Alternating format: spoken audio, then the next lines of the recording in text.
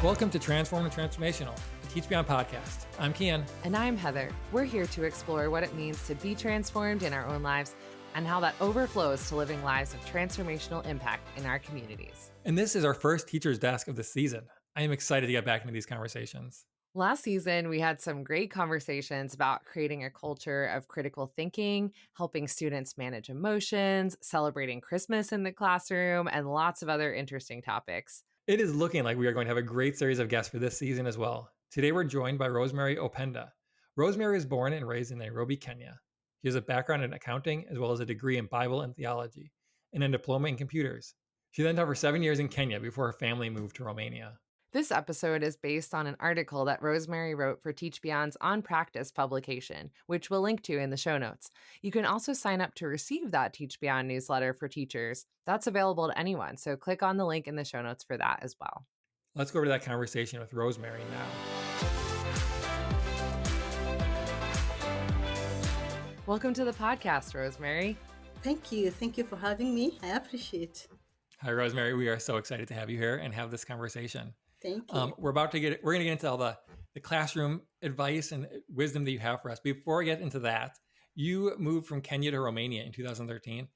And I'm just curious, what were some of the biggest cultural differences that you noticed in your classroom when you first relocated? Because those two places feel very different to me as an outsider. Yeah. One of the things that I noticed the very first time that I stepped in my classroom was power distance. In Kenya, where I come from, teachers are seen as role model and leaders, and they are very respected. And the distance between the teacher and the student is very wide. Whereas here in Romania, the gap was very small. We interacted very closely, and it was for me that was a culture shock, and I had to adjust to that to my students. What did you notice integrating into life in Bucharest? What was different in that way? Well, life in Bucharest in itself was so different in many ways. I came during winter. It was very cold. We don't have cold winters in Romania. The language, the food, and all that it was a different setup, and it was difficult and pleasant at the same time because I had friends who oriented me into the life of Bucharest, culture, friends, church. Yeah, and it became easier for us to settle down in Bucharest. Yeah. That's great. Yeah. Well, today we're going to focus in specifically on talking about integrity and responsibility in the classroom. And I'm thinking about how both of these words are words that we've heard before. They're not even specific educational terms, but it takes some intentionality to think about what does it look like to bring these into the classroom and to foster them and to help develop them. So why would you say this is an important topic for teachers to be intentional about? And maybe even why is this important to you? Well, one thing I believe that integrity is very important for us as a Christian and as an adult because we are role models. We are modeling students in classroom. It's not just giving them knowledge. Our very own lives should reflect Christ, and it should be a model that a student can emulate. And so this is very important because we are not just giving them knowledge, but we are building tomorrow's citizen or future leaders in society. So integrity is very important, and it should start right from the classroom so that we can have leaders in the future or the society in the future that is well molded integrity. And another thing, if we do not have integrity in classrooms, we are robbing the students the opportunity to gain knowledge. Could you give us an idea, like maybe paint a picture specifically of what a classroom with integrity and responsibility looks like versus one that is not? And maybe you don't have to use like a specific bad example, but giving us an idea of what does a classroom with these characteristics that's developing these things in their students look like versus not? A class that has integrity, it should be seen when the teacher is teaching the students and maybe give an assignment.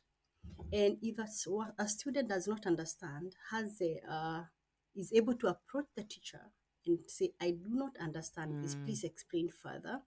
Or if they fail a test, they should not feel uh, they should not feel ashamed. They should not feel that they are an outcast or they are judged. But the student and I should sit down and discuss, why did you fail, without mhm, the student feeling devalued, you know. Whereas a class where there's no integrity, the student will cheat probably in a test, so that because they know if they fail the test, there'll be no grace, mm, and maybe they'll be ashamed. And so they'll do everything that it takes to not to have the integrity.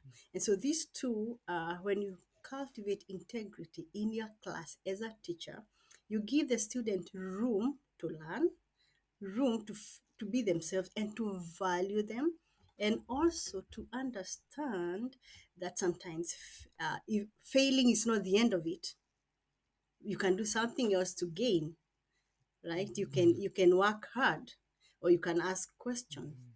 to be able to fill the gap, because the main idea of a student to be in class is to gain that knowledge and in the right way. It sounds like some of the keywords there are openness and ownership, and like alongside integrity, there's learning and opportunity, and it's not just a static environment or one that's actually pushing them down. Yeah, yeah, yeah. And a relationship between Yeah. the student and the teacher is very important. When you approach them like somebody who want to help them, Mhm. not to dictate or to be a boss, and you show them that you value them and you understand them and you want to help them, that helps the student to come out of the fear and the shame, and they are able to approach a teacher. Mhm. Mhm. And therefore, Mhm. if you do so, you help the student not to be tempted to cheat, and has the confidence that I can go to my teacher and it will be well. I love how this has a focus on both the very present, the current classroom that you're in, the kids that you're in, but then long term, how you're developing Mm. them as a person and the characteristics that you're teaching them and instilling in them. Could you walk us through some of these practical ways to instill the values of integrity and responsibility in the classroom? In the article you wrote, I think the first one was teachers' language and mannerisms. Can you talk about what that means and how you show that? Mhm. uh, Language or communication is both verbal and nonverbal. How you communicate to your student matters a lot. uh, with are you coming to stand before them, and what you're saying does not depict what you are not communicating verbally, Mhm. or what you're saying, does it really reflect who you are and your values as a Mhm. person, as a teacher? Because I believe as a teacher, a teacher is a role model in class and outside class. And so when I'm speaking to my student, they're able to see the authenticity in me, Mhm. and I should transfer that to them, and they should model that. Mhm. Mhm. Yeah. It seems that, what we do as teachers matters, and that we talk about the idea of authenticity in how we bring in, if we're in a Christian school environment and able to openly talk about our faith, that we're not just adding a Bible verse to a lesson but also living that out, right? So that authenticity, it plays out when we're talking about spiritual things overtly, but it's also just our character. Are we saying things and acting, and overall how we are in the classroom, is that all in alignment? And that's a really good reminder. And one thing I've realized as a teacher, you cannot fake. Hmm. It's a heart issue. And so Mm. if your heart is not right, even if you're trying to communicate positive and deep within you is not right, the student will pick that Mm. out. Yeah. And so before, as a teacher, before I handle a situation, I look within my heart and how is it. so that I'd be able to respond to a situation with love and kindness that is from within outside to the student. And therefore, even when I correct a child, they'll see I'm doing it out of love because they can already feel my heart. I'm curious if you can give an example, maybe like a real example of how you'd respond not out of integrity and responsibility versus how you would respond in the moment with it. So maybe a time when you've looked inside and your first reaction was the wrong reaction or something, you had to change direction. Can you share one of those experiences with us? Real practical example, sometimes I teach middle school and they're boys. Sometimes they can do something and the raw you want to come out. And then I realize, and boys can stretch your limit sometimes, or teenagers can stretch your limit as a teacher. And so one thing I've learned is to first to keep quiet before I say something, so that I evaluate my heart before it comes out in a wrong way. And also to, when there's a situation that I need to deal with and I need to show Christ and integrity, I would pull out the student and we have a chat, a talk with this student and get to know why have you behaved this way. And I'll walk with the student through to discover his heart. And so, if when I'm giving the consequences, he will know I am not dealing with him out of anger, but the consequences are good because now he understands right from his heart. That's great. It sounds like the listening and what you were saying at the beginning about communication and openness, the two-way street, you're not jumping to a conclusion, right? That is so important, that it's not just this is what I'm seeing and I'm going to act out of my perspective. Yeah. Sure. So, okay, Yeah. teachers' language and mannerisms is one practical way that we can help to foster integrity and responsibility in the classroom. What's another way? Honesty. And that comes by some teachers, sometimes us as a teachers, we can put more pressure on students, and maybe they're having pressure from home that you must perform. When they come to class, you must perform. And so we put lots of pressure.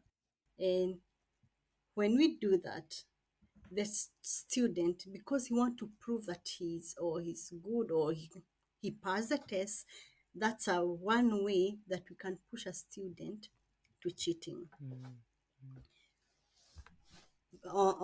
Contrary, in classroom, the main objective is for the student to understand the concept.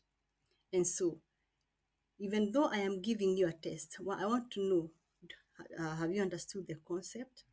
Did you do your best? Because even if you got a C plus and you did your best, I commend you for that. You did your best. Yeah. And I compliment the student for that. Rather than you must have A. That's not it. I'm not looking for an A student. I am looking for a student who is working hard, understanding the concept, and understanding why he needs to study. And if a student has worked hard, he deserves a compliment. And so they come to my class knowing Mrs. Openda want us to work hard. And so they come with an open heart, not pressure, not feeling like, oh, if you don't, I have to cheat, I have to do some weird things so that I may pass. No, my goal and objective is for you to understand and do your best. I'm good with that. And that can help to foster that honest behavior then, right? Because they know Yes, they have that safety of what you're expecting. Yeah. exactly. Yeah. I think you've talked to Rosemary about having class conversations about honesty. And that seems to Yes. be really important when there's different cultural understandings of cheating and honesty.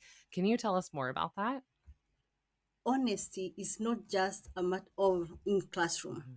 It's a matter of the heart. And of course, in some cultures, maybe an exam cheating is helping one another. Maybe the students are doing group and I'm just helping, you're just helping, right?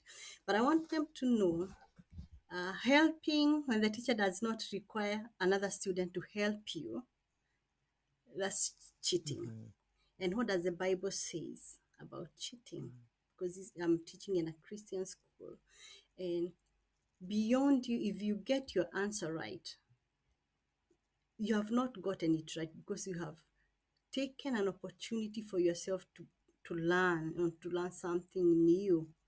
So yes, we have to come to bring down the culture of cheating is to let the student understand, you know what, you're doing it for yourself. If you cheat, you're taking yourself down because you deny or you rob yourself an opportunity to learn. And for this, we speak very practical, and I ask them, for example, you are a doctor, you take a career as a doctor, and in your class you are cheating. Tell me, how will you handle that patient? Will you be up to the task, or what will you do? And so I just don't look at now. I want them to see if they progress cheating, what that looks like in the future. Mm-hmm. Yeah. I like that you're taking the time to focus on what they think of culturally, what cheating, how that's understood, or what their actions are, if they see it as cheating or not. Yeah. I feel like that leads really well into the next one, which is appreciation, and how maybe they're cheating in order to get an A or to pass a test or to help a friend. And how can we work with that with appreciation in the classroom? Well, I've noted that over the years, the moment you appreciate to begin with, I my setting is a shaming culture, and a shaming culture ashames you. Oh, you did not get good grades. But I realized over the years, when I appreciate a child, one, they realize their worth and they realize who they are. They are not. Uh, their worth is not pegged on their grades. So first, that personal realization that I am more of I'm value. I have value in me as a student, as a person, and that changes the way they look at things. That changes and it promotes a positive attitude with that child. And the child may not be a student, but the moment you appreciate them, you see the change, you see the positive attitude, you see them working hard and putting more effort, you see them open and blossoming, coming to you to ask you for help, right? And maybe it was on C and they move to B or to B plus, and you see that appreciation. And I think it's human nature, we all have to be appreciated. And so appreciation is so key as as a teacher. To appreciate a student is very key. So many people comment on how that one thing that that teacher in grade 3 said to me, still I remember those words, or, just how pivotal those conversations are. And that Yeah, can really help to, if we're thinking about integrity and responsibility, that can help to build that sense of ownership, that responsibility to now, oh, I can step into what this teacher is seeing in me. And wow, exactly. that is a lot of responsibility as a teacher then, right? To Right, use those right. conversations well. And because our words are very powerful, as teachers, our words are powerful. Mhm. It can be appreciation, can be a turning point Mhm. to the life of a child, and Mhm. I've seen it. Mhm. I've seen a child turn around just because of the appreciation. Is very important. Let's take a short break for a story from the field. Hi, I'm Ellie Bohr. I work as a guidance counselor at Black Forest Academy in Germany. And yeah, it's been a really great start of the school year here. We're now about 6 weeks in, so it feels like I can finally take a moment and really reflect on the start of the year and what I've seen God do. I think the thing that's really stood out to me in this beginning stage is just seeing how He's at work in the lives of our students. Yeah, I've really enjoyed just getting to see some of the students I interacted with last year and seeing them come back over the summer and how much they've grown in maturity and just in their interactions with each other, especially as they meet new students and, start to build friendships. I don't think they realize all the time how much they are just being an example of Christ here on campus. And in their little actions and little words, it's building this community where people can feel welcomed.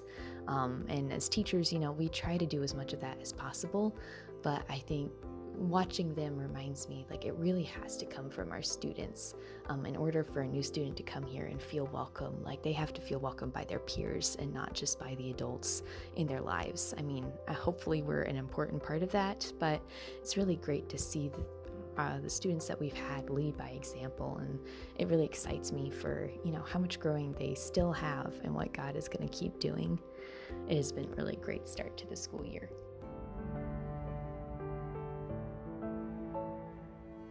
For our weekly spotlight, we are focusing on Bucharest Christian Academy in Romania, where Rosemary serves. If you'd like to learn more about joining the team at BCA, visit teachbeyond.org/go. And now back to our conversation with Rosemary. Let's keep going through. I love practical, so I love how you're giving us examples of things that we can try and we can integrate and we can think about how does this fit into our lessons, into our units, into our classroom management. So take us on to the next one. I believe it's important in fostering integrity and responsibility of a child is that a family unit, because a child comes from a family and the school is another family. So the connection between family at home and family at school is very important, because there need to be that open communication between I as a teacher and the students' parents, so that there'll be consistency of a kind, so that not what I build in classroom is demolished at home. Maybe, for example, I teach study skills for the middle schoolers, and we talk about time management and how to manage their time at home. And so that consistency between what I'm teaching and practicing it at school and at home is very important. Is very important. And so in all these things, family also is very, very important. Yeah, that's great. Yeah, and it's fostered by I, as a teacher, having an open door policy. The parent we can have that communication between home and school. I love how holistic that Yeah. advice is about their whole life and surrounding them with these same values. That's great. Can you help us with what is the next piece of advice you have to encourage this? As a teacher, one of my advice I would say is with grace and consistency and being firm. You need to be firm as you're showing love, you're showing grace, but also need to be firm. The student need to see you as a firm person, giving what you say. Your yes is a yes, and your no is a no, and you have that consistency, so that they know, with this teacher I cannot cross these boundaries. So there should be boundaries, and so a teacher, we need to be very firm in Christ-like. We should show the grace, and we should also know that we are modeling a generation, and God has entrusted us with these children for such a time as this. What will they become after they come out of my classroom? And so I don't just see them as students sitting in front of me. I see them as I see them that God has given me, entrusted me with this student for such a time as this, and I must be a good steward. Oh, what a great perspective. And that consistency in your firm responses, being Yeah. Like your SPS, like that creates safety in Yes. the classroom that then students Exactly. can feel empowered Yeah. to not only have that as a model of how to live, but also feel safe in the classroom to um, Yeah. Right. be, yeah, to step into who they are and how God's created them. And I think you have one other particular way that we can foster integrity and responsibility, which is around competition. And I think this is a Oh big yeah. one in classroom where some teachers might Yes. totally avoid this because they're like, oh, I don't want Uh-huh. to make, pit students against each other. And some, this is like the essence of their classroom management or, kind of how they build all of their lessons. So walk us through, how can we approach this in a way that intentionally focuses on fostering integrity and responsibility? Yeah. Yeah. Competition in itself is tricky. I would say that, Yeah. and but I would want to be more on the healthy or healthy Yeah. competition. What does that look Yeah. like? A healthy competition is where, as a student, you look at the student who is performing well in class, and you want to ask the student, what do you do? What are the strategies do you use Mhm. to learn to be the best Mhm. student, right? And that open communication and healthy discussion between students, Mhm. and I encourage them and I put them in groups sometimes. And healthy competition allows a student to learn something from the other student Mm. that is positive. And the difference between a unhealthy competition is where one is jealous and Yeah. they break that Yeah. communication, and now you are cheating so that you Right. can beat this other beat the student or be good. Yeah. But that is not it. Yeah. Competition is, yes, this guy is performing well in physics. What are the Yeah. strategies? And you learn the strategy from one another. And I tell them, nobody knows everything, including I, the teacher. Yeah. I learn, and I learn from my Mhm. teachers, my fellow teachers.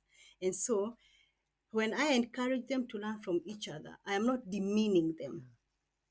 Yeah. I'm starting from myself, that I learn from other Uh-huh. teachers, I learn from other people, and that is life Mhm. Mhm. as a Yeah. student. And when you grow up, you keep on Yeah. learning, and it's an important thing. So, and I build that Yeah. courage and that positive attitude that I can go to my fellow student and I will not feel demeaned or ashamed Mhm. or I don't know. Mhm. And the other student also who is a bright student or A material on that subject, I tell them, you know what?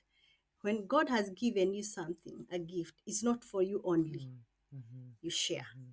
So they are able also to share with these Yeah. other students and hold their hands. And I give them practical example. When I was a student, this is what my teacher did, and we formed a group. And I was among five students, and there were those who are good in math, good in history in this group, and we helped each other. Yeah. And I learned a Yeah. lot.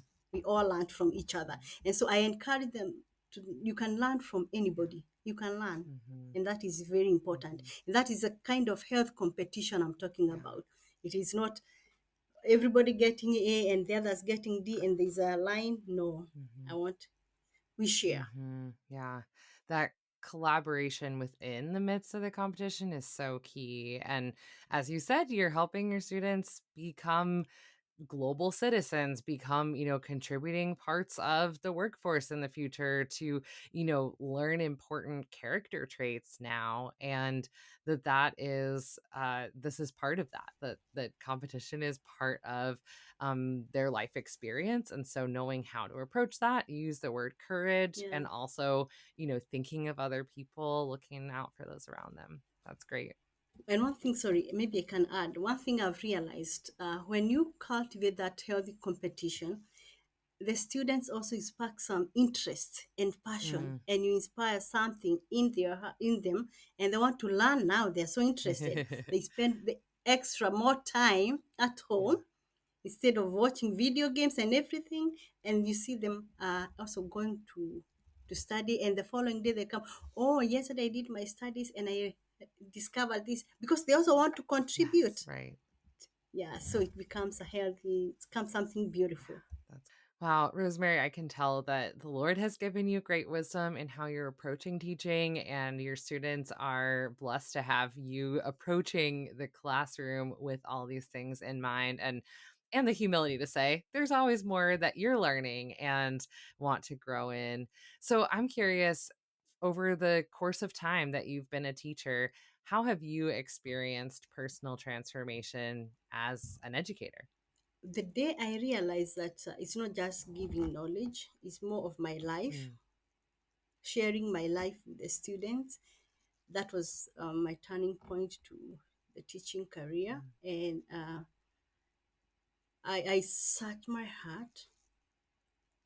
And before I stand in my classroom, one question I ask myself, will the student look at me and say they would take me as their role model? mm, And what are the things do this generation need from us as foreigners?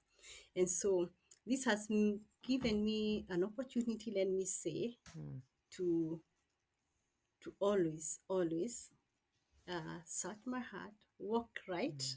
with the Lord. I'm human. Yeah, right. Yeah. So I feel that in my preparation, in my inner work, I feel I am so much transformed in a way that I want what is inside me come out and come out as sweet waters to my students. And so I walk every morning and ask the Holy Spirit, let me uh, be an example to my student this day.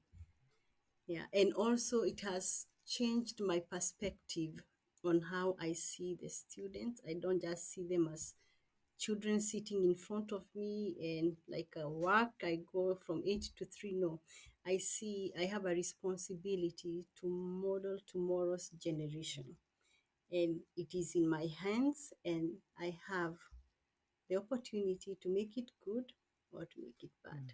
Mm, mm, I love the huge shift that is, of just, you're not just one teacher for a class period, for a day, for a year, but this is, you're developing the characteristics and the who that person's going to be as an adult Yeah, for the whole, for that classroom, for each kid, for that society. That's really mm. powerful. Um, thank Thank you. you so much for talking with us today. Before we let you go, we have one important question we ask all of our guests, and that is, what's one thing that's changing your life this week? So it can be big or small. It doesn't have to be really serious. It can be light also. So I'll go first, and then Heather, so you have a little bit of time to think about it. But the thing that's changing my life this week, and actually the past number of months, is I've been part of a mentoring group. Mm. And through that group, we read a book each month. And it's been really fun to just Wow. read a new book that I probably want to pick up on my own, but I have been given that book. I have to read that book. So Mm, it's been fun to read those different books and kind of engage in those different thoughts from the yeah. books that we've been given. So that's been changing my life this past year. I remember you mentioning when you joined that group, and that is a big commitment to read Wow. a book a month that someone else picks for It you. It's is. one thing to, pick it Yeah. yourself and have that motivation of what you want to read. So that's great. Yeah, we kind of, I expected shorter books, is what I'll say. Wow. And some of the books are like, oh, that's a longer book. I don't know if I can do that in a month. Yeah, So yeah, yeah, it's been that's good. Oh, wow. impressive. That's great. Well, along the lines of books, something that's been changing my life lately is actually listening to an audiobook. I almost always have a paper book in hand. Like, I don't read on a e-reader, and I rarely listen to an audiobook. I'm just more of a looking at the words person. I listen to a ton of podcasts though. So what was really interesting is realizing that if I'm counting like how many books I read in a year, which I think audiobooks count, even though I'm not a regular audiobook listener, like the number of podcasts that I listen to is actually like a lot of books worth of content. Sure. So it was just interesting to realize that like you can, audiobook read, I'm using air quotes here, a an audiobook like in not that much time. So I had a long car ride and made it through a whole book. So that was kind of exciting. Rosemary, what has been changing your life lately? Over the summer, we had a camp, and we had around 170.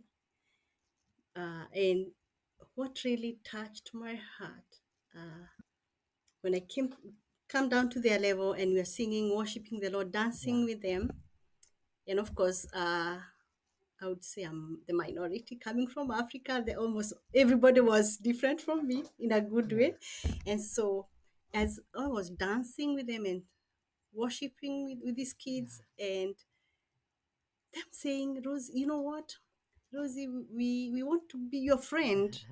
And I say, oh, yeah. And I say, why do you want to be my friend? We want to dance like you. We want to sing like you. And I said, okay, let's do it every week. And so that has been amazing. something that I'm looking for. I look forward with these girls. They're girls. They're from different villages in Romania. And so it's such an awesome thing to see young girls desiring what you have and looking unto you. Yeah, it's awesome.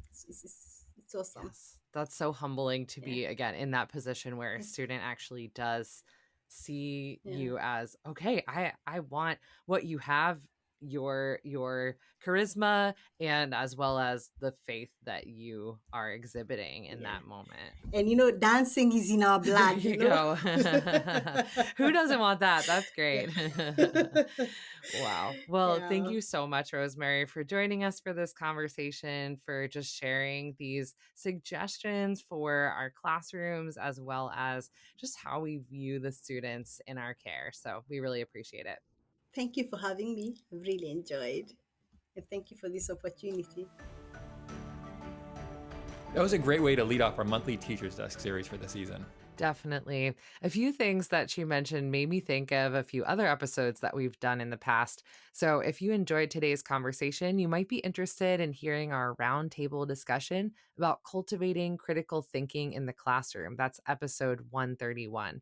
Or check out episode 41 with Randy Dueck about the relationship between the teacher and the student, and episode 83 with Christy Smith about conferences with parents and the relationship between school and home. Yes, now is a great time to check those out as we get started with a new season. This episode will also be released as a session in the Rise Up Summit, which begins on October 17.